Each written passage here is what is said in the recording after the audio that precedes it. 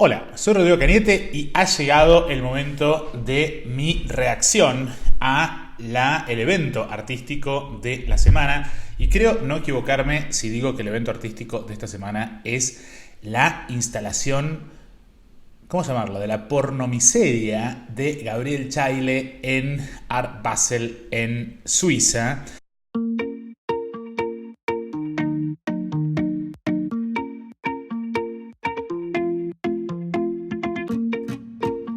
Creo que me hubiese gustado, si no me dedicaba a ser artista, a ser un predicador o un arqueólogo. Había algo como de entre comunicador e investigador que me gustaba, ¿no? Me defino como un antropólogo visual porque trato de entender los comportamientos desde lo visual. Y a partir de eso llego a conclusiones y genero estas teorías sobre mis trabajos que tienen que ver por ahí con lo comunitario, la condición de uno acá, ¿no? Trato de entender las cosas a partir de las formas, ¿no? Los elementos que yo uso, por lo general son bastante sencillos, austeros, también simbólicos. Siempre me fueron muy familiares. El barro, los elementos de la albañilería, de la construcción, la idea de la cocina, la figura del horno de barro, la vida obrera. Últimamente utilizo mucho el ladrillo y el huevo, dos formas potenciales, una vida y el otro una cultura. Yo no tuve mucha influencia artística en mi casa, así como académica, ¿no? Pero mi familia siempre fue como muy artesana, vinculada mucho a las tareas manuales. Yo tengo un vínculo bastante fuerte con Tucumán, tiene mucha historia, una resistencia indígena de las más fuertes que hubo. Entonces, creo que de alguna manera eso me traspasó, ¿no?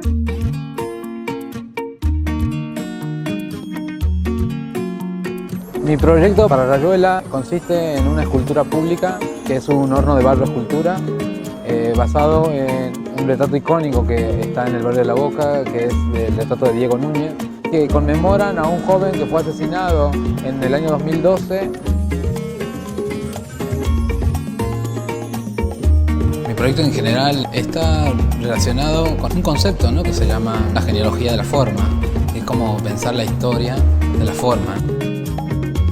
En relación a los museos de arqueología, con la historia de las piezas, ¿no?, el devenir de esos objetos que producían las culturas indígenas, principalmente del noroeste del país. Un concepto también que yo lo manejo que le llamo ingeniería de la necesidad.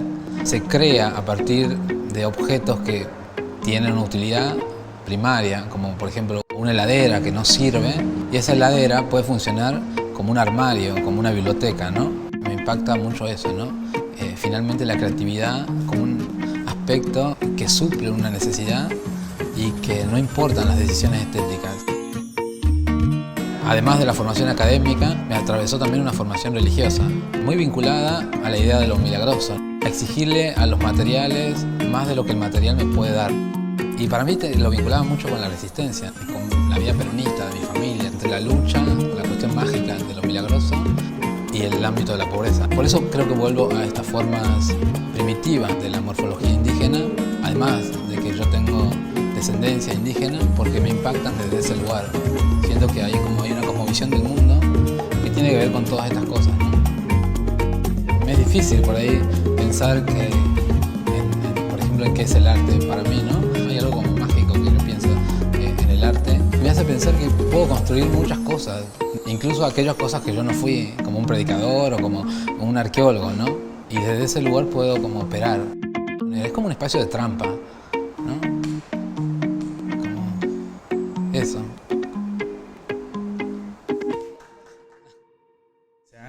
Esto ha levantado muchos comentarios y en lo que parece una especie de acción concertada por parte de ciertas periodistas culturales de, digamos, de medios conservadores como La Nación y de la galería misma.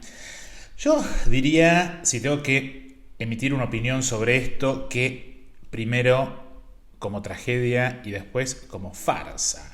Esto ocurrió en la sección Statements de Art Basel y ahí tenemos al artista Gabriel Chaile presentando su instalación performance, diría yo, Aguas Caliente, una escultura instalativa compuesta por una serie de ollas populares de aluminio cuidadosamente arregladas, organizadas como si fuera una escultura minimalista de Donald Judd, sobre 3 repisas, si no me equivoco, a la venta a 15.000 euros o algo más por juego. Y la decisión de incluir a las ollas populares es una decisión delicada. En primer lugar, porque desde la década del 80 las ollas populares han sido ejemplos de cómo las mujeres latinoamericanas han venido liderando los esfuerzos de colectivización del trabajo reproductivo como modo de protegerse y contrarrestar la pobreza, la violencia estatal y la violencia doméstica.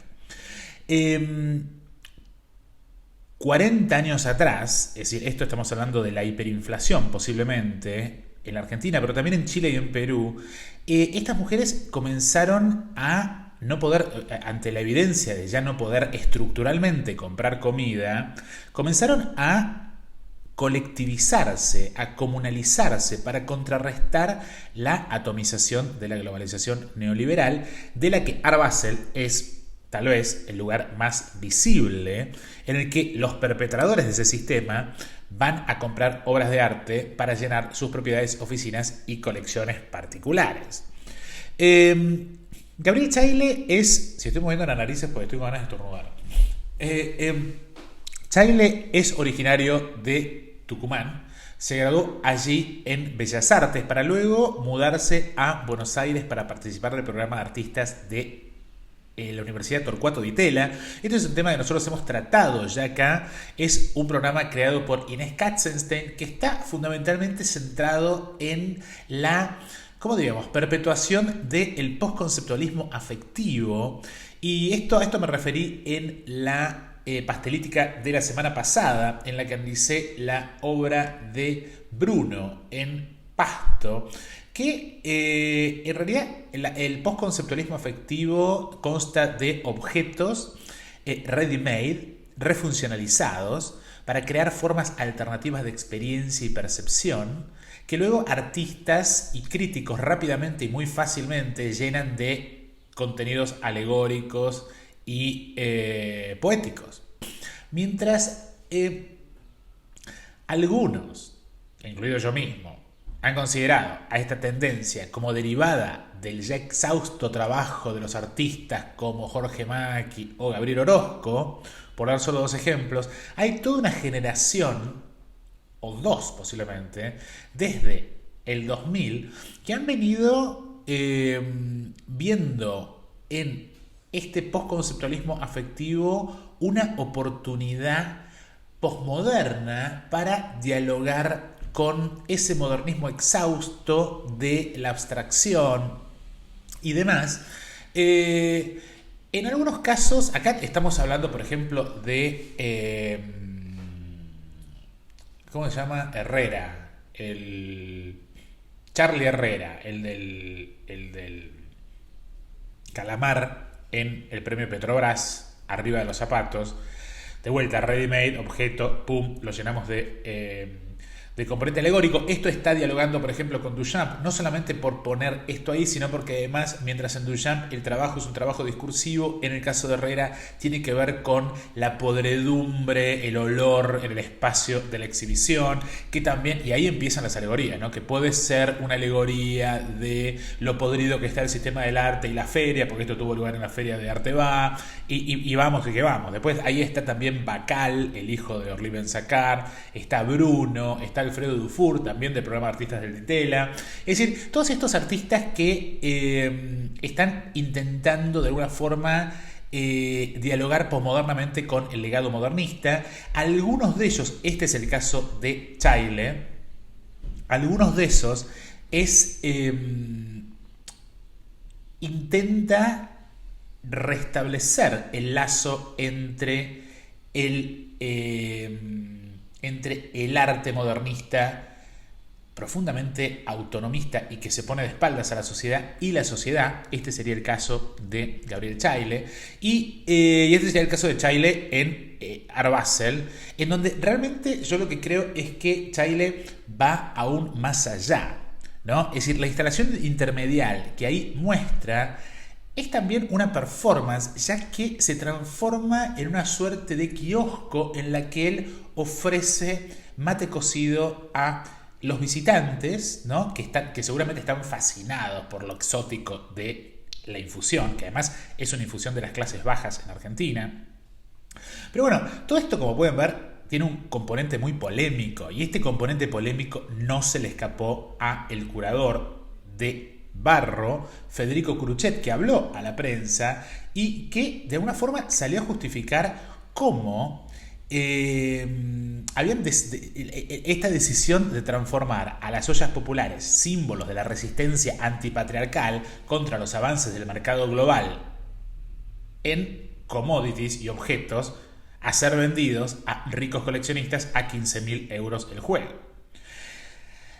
Al respecto, Curuchet dijo, y estoy citando a Curuchet: lo que hicimos es algo austero y simple, de ahí su poder. Queremos encarar la historia de las víctimas de la colonización. Chaile es de ascendencia aborigen y creció en la pobreza. Por eso entiende cuán problemático es traer estos objetos a la feria para generar ganancia, y es por eso que tanto él como la galería decidieron donar un porcentaje de lo ganado a 3 comedores barriales. Y agrega: el trabajo de Chaile está más cerca de la crítica social que de la ideología política. El suyo es un diagnóstico de su tiempo. Chaile, por su parte, aclaró que a él no le interesa la pornomiseria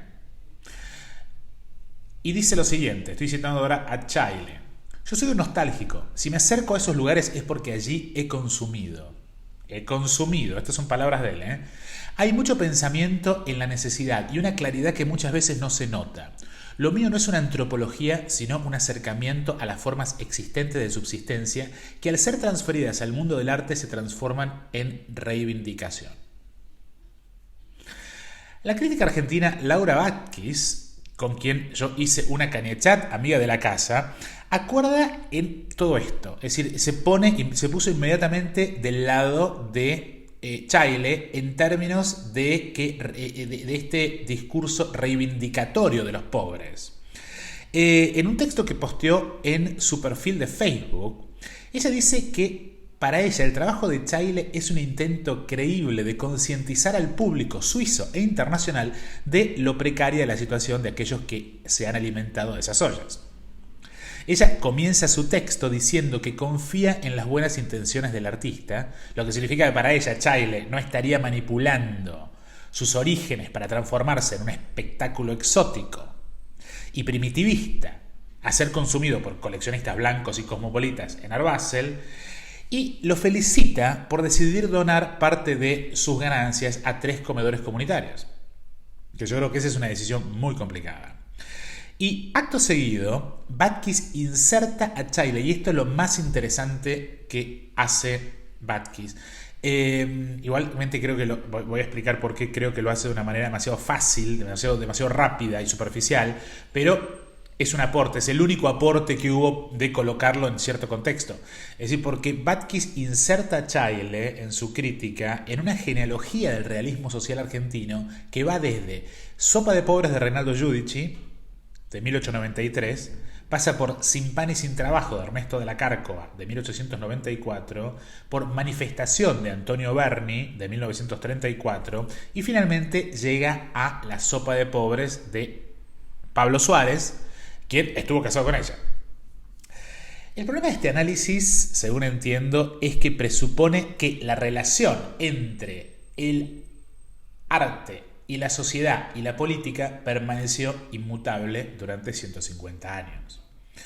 De hecho, el caso de Giudici y de la Cárcova es interesante porque yo creo que ellos lo que hacen es traducir los intentos de 40 años antes o 50 años antes de Gustave Courbet de incluir a los pobres en la gran pintura de historia a ser colgada en estos grandes cuadros institucionales que hasta ese momento habían sido mitologías, escenas de la virtuosa República Romana, para que por supuesto la virtuosa República Romana implicaba que había esclavos que estaban excluidos para poder mantener a esos grandes héroes, ¿no? Y en este caso lo que hace Courbet en 1850 es incluir a esos excluidos, al pobre, como protagonista de la gran pintura de historia, a ser mostrada en el Gran Salón de París, que al Salón de París, debemos recordar, accedían todas las clases sociales. Es decir, era como un fenómeno en el que todas las clases sociales iban a ver pintura, iban a ver imágenes. Esto no significa que todas las clases sociales eran cultas, ¿eh? Lo que digo era un fenómeno de masas, el ir a ver arte en el Salón de París.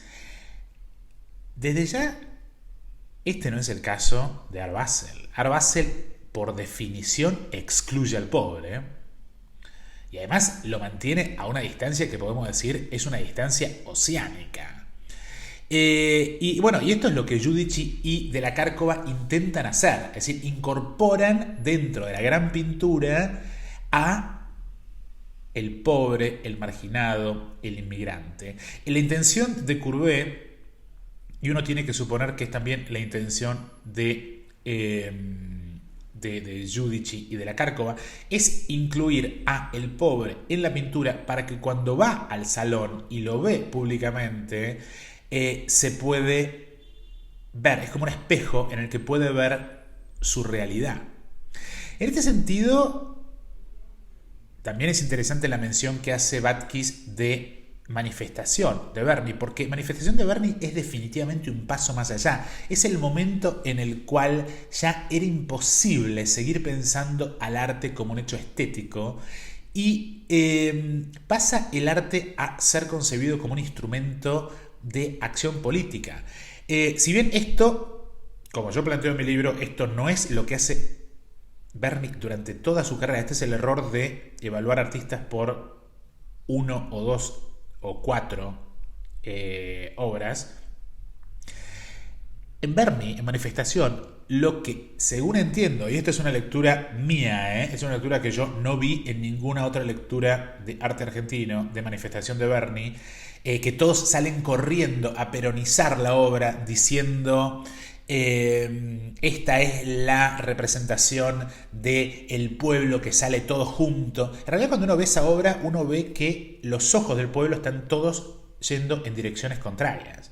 Con lo cual, según entiendo, mi lectura de esta obra es que Berni está dando un diagnóstico de lo insuficiente de la conciencia de clase del proletariado argentino para llegar a la revolución. Es decir, es una pintura para mí no optimista, sino pesimista. Y luego llegamos a Pablo Suárez. Y Pablo Suárez, en Sopa de Pobres, hace un juego físico en donde coloca al espectador, esto es hecho en un contexto muy específico, que es tras el fracaso de la socialdemocracia alfonsinista y del neoliberalismo menemista. Esto es un objeto del 2003, una escultura del 2003 de Pablo Suárez, y Pablo Suárez coloca al espectador en el lugar de el que se va a comer al pobre. Es decir, el espectador pasa a encarnar el sistema global neoliberal que se traga a aquellos que excluye. Si seguimos la línea de razonamiento de Batkis y Curuchet, este kiosco expendedor de mate cocido de Chaille en Art Basel debe ser, en tanto performance, entendido como un ejercicio situacionista que apunta a sacudir la percepción de los ricos coleccionistas respecto de lo que debe y no debe ser considerado como arte, al tiempo que se les informa que hay pobres en las villas miserias de la Argentina que deben unirse para alimentar y cuidar a sus hijos. Sin embargo, ser consciente de esta situación no implica hacer algo para cambiarla. Si confiamos en la confianza de Batkis, o mejor dicho, la confianza que Batkis deposita en las buenas intenciones de Chaile, y nos olvidamos de que el objetivo del stand es comercial, o sea que todo está allí para la venta. O dicho de otro modo, si creemos que la principal motivación de Chaile es la de vender dichas ollas para comunicar un mensaje concientizador de la pobreza estructural argentina a la comunidad artística internacional reunida en Basel, su mensaje sería algo así como hey, todos, esta es la realidad que ustedes no quieren ver. Su motivación sería así la concientización y la distribución de culpa. Pero para que esto ocurra, tres cosas tienen que pasar. Primero, el espectador tiene que saber los efectos del neoliberalismo y la economía de la deuda, es decir, los efectos que el neoliberalismo tiene en los países del tercer mundo. En segundo lugar, tiene que estar convencido de su propia culpa al usufructuar del bienestar que la explotación imperialista y capitalista neoliberal genera. Y en tercer lugar, debe sentirse culpable por no hacer nada al respecto. Es decir, para que lo que está planteando Chaile ocurra, tienen que pasar estas tres cosas. Creo que en este punto la comparación con Sopa de Pobres de Pablo Suárez puede ser productiva. O sea que mientras Sopa de Pobres de Pablo Suárez es colocada hace que el espectador, como decía recién, sea colocado en la posición literalmente del que va a comerse al pobre, transformando al espectador físicamente en culpable de algo, sin necesidad de todas esas presuposiciones anteriores, Chaile le da al comprador la oportunidad de redimir su culpa con un movimiento de tarjeta de crédito. Es decir, del mismo modo que en Starbucks se nos invita a salvar al mundo del trabajo infantil donando algunos pesos a la Fundación Starbucks o aceptando pagar un café fair trade por $0.50 más, eso es un modo de, mediante el consumo, redimir al espectador de la culpa y de la necesidad de ver su lugar en una globalización en el que una empresa, por ejemplo, como Starbucks, es el símbolo de un sistema que empuja al hambre a familias, y la falta de alternativas de esas familias hacen que sus hijos tengan que salir a trabajar para poder comer. En Chile, quiere decir que en Chile pasa algo muy parecido. El cambio social es transformado en un producto a ser comprado. Y así la culpa es automáticamente redimible. Es en este punto, este es el mismo mecanismo de la beneficencia, de las red carpets de este blog. Es decir, esta cosa de que yo siento que hago algo por el pobre, que ya cumplí mi tarea y puedo seguir usufructuando del sistema, e inclusive puedo ahondar mucho más cruelmente cómo el sistema excluye gente, yendo a la gala de Make-A-Wish. Es en este punto en el que quiero traer a consideración la obra The Sound of Silence de el chileno Alfredo Yarr.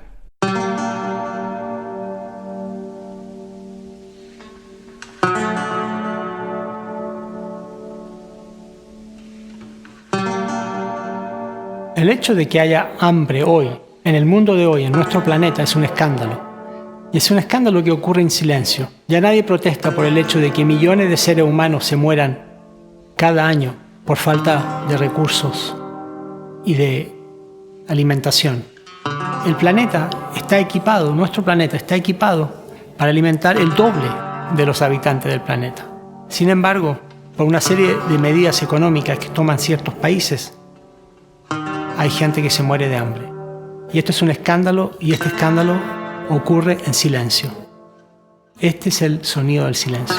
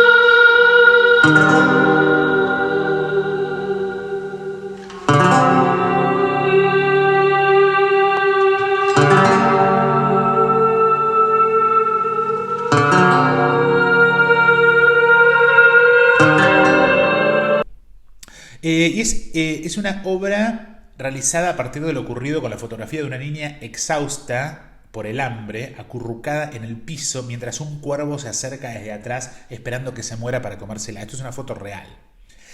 La foto no es de Jarre, sino que es del fotógrafo Kevin Carter, fotógrafo sudafricano, quien ganó con esta foto el premio Pulitzer, pero al mismo tiempo generó una ola de indignación que lo llevó al suicidio. En su obra, Jarre crea una cápsula en la que el espectador tiene que entrar y es expuesto 8 minutos a básicamente textos, es una suerte de balada en la que se cuenta esta historia. Y al final de los 8 minutos aparece un flash que es con la velocidad de un flash y se ve la imagen, pero la imagen se ve un microinstante. Y con esto lo que Alfredo Jarre está viendo es que si bien la foto no puede ser olvidada, no necesitamos seguir viéndola. En este caso, Jarre pone el dedo en la llaga, es decir, Jarre entiende que el problema no es si es necesario crear y ver imágenes de la miseria, sino que el lugar del arte es el de reflexionar sobre el sistema sensible en el que esto es hecho. La cuestión del arte es la de construir diferentes formas de sentido común y no adherir a los mismos patrones de consumo, que es exactamente lo que está haciendo Gabriel Chailly. Porque lejos de esto, la performance kiosco, yo le pondría, de Chailly, no es una protesta, sino el espectáculo del consumo de una commodity. Si en Prada, ¿no?, en la vía Monte Napoleone, se exhiben las carteras en las repisas, exactamente como las está exhibiendo Chailly, mientras se ofrece champagne a los clientes, en Chailly lo propio es hecho con las ollas y el mate cocido. Y el hecho de que haya decidido donar parte de su ganancia, solo el 10%, vale decir, a las ollas populares, habla del narcisismo como motor de la acción del comprador, del artista y del galerista, quienes mágicamente pretenden ser transformados en filántropos. Sin llegar al extremo de comparar la culpa y el suicidio de Carter con el oportunismo y comercialismo militante de Chailly, la pregunta sobre ¿qué lugar tiene el arte en tanto crítica social en un ámbito estrictamente regido por la ley del mercado? Permanece. No sorprende que las periodistas culturales del diario conservador La Nación hayan salido inmediatamente a cantar las loas de esto. En esto tenemos a Alicia Arteaga, a María Paula Zacarías, que escribió un artículo sobre esto, y a Celina Chatruc, quienes pusieron inmediatamente el foco en la importancia de la feria, ¿no?, la feria más prestigiosa del mundo, en el estatus de los coleccionistas, importantes colecciones de Bélgica, Nueva York, Singapur e Irlanda, y en los nombres de los compradores: el belga Alain Servet, el irlandés Shane Ryan, Estrellita Brodsky, y de quien dicen es una filántropa coleccionista y asesora del MoMA, así como creadora del cargo de curador de arte latinoamericano de dicha institución. Es decir, yo creo que lo único a esta altura que calienta a estas 3 mujeres es gente como Estrellita Brodsky. Es como si para ellas las verdaderas protagonistas de esta instalación no fueran las mujeres que cocinan las ollas, sino los compradores, en tanto sujetos que han logrado la autosuficiencia económica y por eso pueden comprar las ollas de aquellas que han demostrado su incapacidad para lograr esa autosuficiencia económica. A diferencia del espectador de Sopa de Pobres, de Pablo Suárez, la responsabilidad de los compradores de Chaille en la creación de un mundo tan desigual que impide que los excluidos sean autosuficientes no es abordada, pero en lugar de eso, ser redimidos inmediatamente de toda culpa por haber decidido hacer uso de su tarjeta de crédito. Lo perverso del trabajo de Chaille es que acaba festejando la autosuficiencia neoliberal en lugar de festejar la colectivización y comunalización de los pobres. Por eso, es decir, lo que se termina festejando es lo maravilloso, solidario y solitario de los compradores autosuficientes, ricos y triunfantes, transformando en un ideal moral el acto de la compra y de la ayuda y de la filantropía del que el resto de nosotros quedamos excluidos. Yo creo que la obra de Chaille es una obra que nos debe llevar a pensar. Por eso me quise detener a hacer este video, para dejar bien sentada mi posición, porque creo que es una obra que epitomiza todo un momento muy cruel del arte internacional, en donde ya hay una grieta que parece, en inglés hay una expresión que es gloves off, ¿no? Es decir, que es como que ya esto se hace sin los guantes, se sacaron los guantes, ya acá no hay ningún tipo de prolijidad. Y el hecho, a mí lo que más me preocupó, primero vi lo de Chaille y me preocupó, y después lo que más me preocupó fue la reacción general frente a el acto filantrópico como un acto moral. Y creo que ahí está el gran problema, y es el trabajo de la crítica de meter el cuchillo ahí y no dejar que esto pase desapercibido. Nos vemos la próxima. Chao.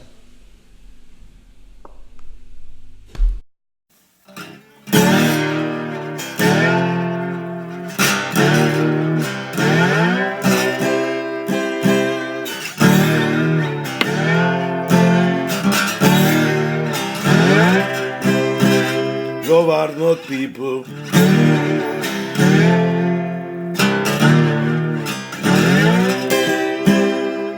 Tiembla el status quo de la sociedad paqueta.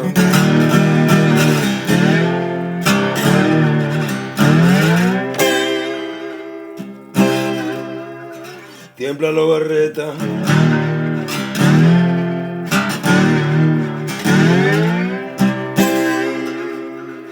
Porque el juicio de Lobart es un juicio muy duro.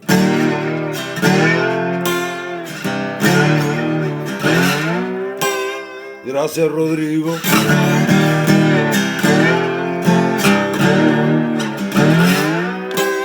Por este lugar.